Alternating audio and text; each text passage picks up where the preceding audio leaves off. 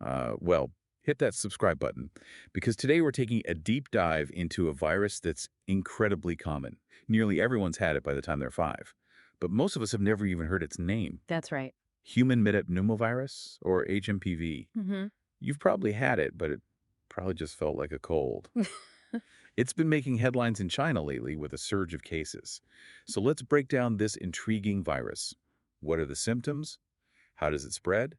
And why has it been in the news? Well, I think what's fascinating about HMPV is that while it might be new to you, it's been silently shaping our immune systems for generations. It was discovered relatively recently, back in 2001, but research suggests it's been circulating for at least 60 years. 60 years. So this virus has been around longer than we've even been alive. That's wild. No wonder it's so common, but why are we just hearing about it now? It often gets mistaken for other respiratory illnesses because the symptoms are very similar to a cold or the flu, things like coughing, fever, runny nose, and wheezing. So it's like a master of disguise in the world of viruses. That's one way to put it. But if it's usually mild, why all the fuss?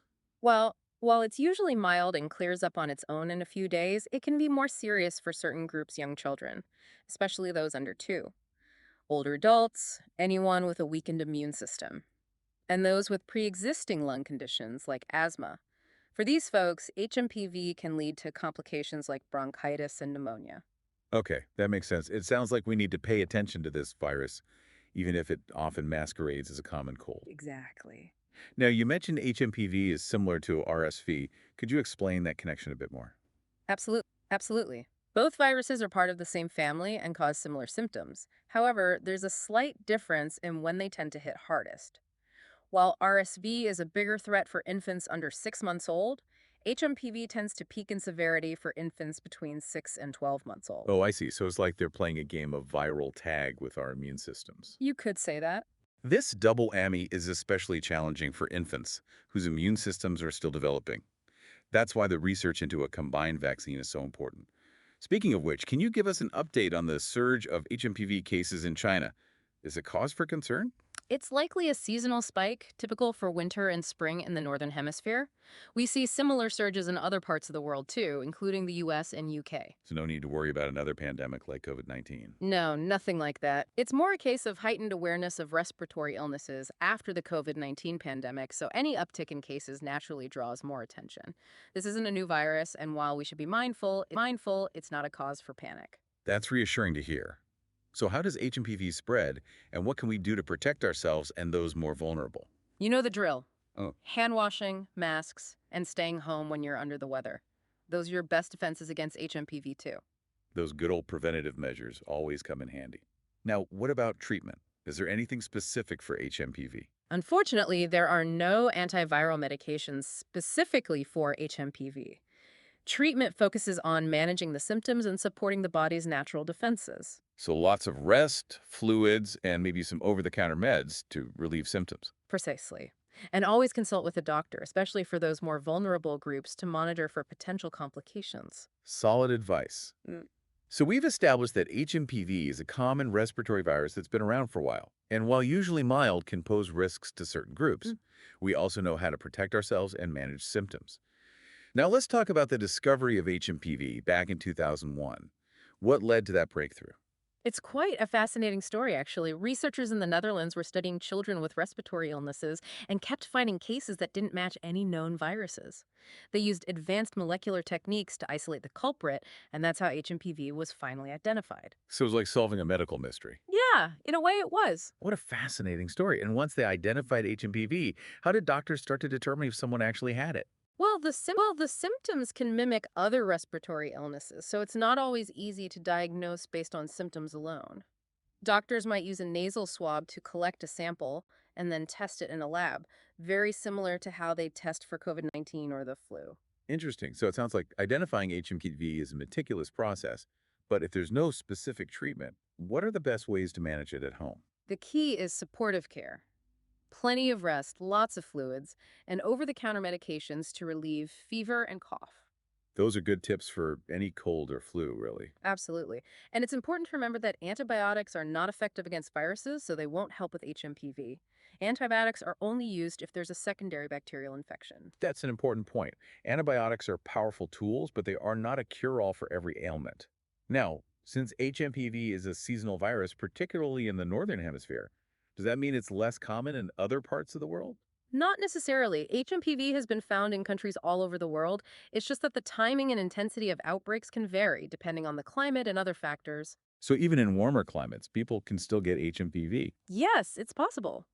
It might not be as prevalent as in colder climates during the winter months, but it can still circulate year round. That's good to know. So we've covered a lot of ground here. What are some of the key takeaways you'd like our listeners to remember about HMPV? I think the most important takeaway is that HMPV is a common respiratory virus that most people will encounter at some point in their lives.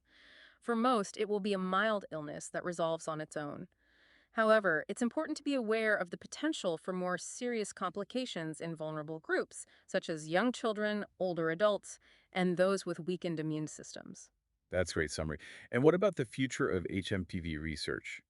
What are some of the areas that scientists are focusing on? One of the most exciting areas of research is the development of a vaccine, particularly a combined vaccine for both HMPV and RSV. This could potentially have a significant impact on reducing the burden of these illnesses, especially in young children. Researchers are also working to better understand the virus's life cycle, its interaction with the immune system, and how it can lead to more severe complications in certain individuals. It sounds like there's still a lot to learn. There definitely is, but with continued research and advancements in medical technology, we're making progress in our fight against these common yet potentially serious viruses. That's encouraging to hear. Now, before we move on to our final thoughts, I want to circle back to something we touched on earlier, media coverage and public perception surrounding HMPV. Sometimes headlines can be a bit alarming, especially when we hear terms like surge or outbreak. What are your thoughts on that? You're right. The way information is presented can definitely influence public perception. It's important to remember that surge or outbreak doesn't necessarily mean a new or dangerous virus has emerged. It could simply mean that a known virus is circulating more widely than usual, which is often the case with seasonal respiratory viruses. So it's all about context. Exactly. And that's why it's so important to rely on credible sources of information and to always seek clarification if something seems unclear or alarming. Great advice. Now, before we wrap up this part of our deep dive, I want to address something that's been on my mind throughout this discussion. We've talked a lot about the similarities between HMPV, RSV, and even the flu and COVID-19. It can be easy to feel overwhelmed by all these different viruses and their overlapping symptoms. Do you have any tips for our listeners on how to navigate this complex landscape of respiratory illnesses? That's a great question. It's true that it can feel overwhelming, especially when you consider that new viruses are constantly emerging and evolving. But here's the thing, the fundamental principles of prevention and care remain largely the same. So the same strategies we've been using for years, like hand washing, mask wearing, and staying home when sick, still apply. Absolutely. Those basic hygiene practices are incredibly effective in preventing the spread of respiratory viruses, regardless of the specific type. And when it comes to managing symptoms, the same principles of rest, hydration, and over the counter medications hold true as well. That's reassuring to hear. So it's not about memorizing a million different viruses and their specific treatments, but rather focusing on those core strategies that could protect us from a wide range of pathogens. Exactly. It's about building healthy habits that become second nature, so we're prepared to face whatever comes our way. That's a great way to put it. Now, as we wrap up this part of our deep dive, I want to touch on one more aspect that we haven't explored yet, the emotional impact of dealing with these recurring respiratory illnesses, both as individuals and as a society. What are your thoughts on that? You've hit on an important point. It's easy to focus solely on the physical symptoms and medical aspects of these illnesses, but we can't overlook the emotional toll they can take. Dealing with recurring coughs, fevers, and fatigue can be draining, both physically and emotionally. And it can be especially challenging for parents and caregivers who are constantly worried about their children's health. So it's not just about treating the physical symptoms, but also addressing the emotional well-being of those affected. Absolutely. It's important to acknowledge the emotional burden, to offer support and reassurance, and to encourage self care and coping strategies. And on a societal level, we need to foster a culture of understanding and empathy for those who are struggling with these illnesses.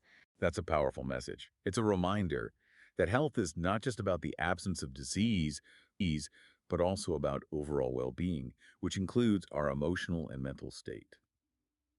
Now, as we transition to our final part of this deep dive, I want to pose a question to our listeners that we'll explore further in the next segment. We've talked about HMPV as a relatively recent discovery in the grand scheme of things. What other hidden viruses might be lurking out there waiting to be discovered?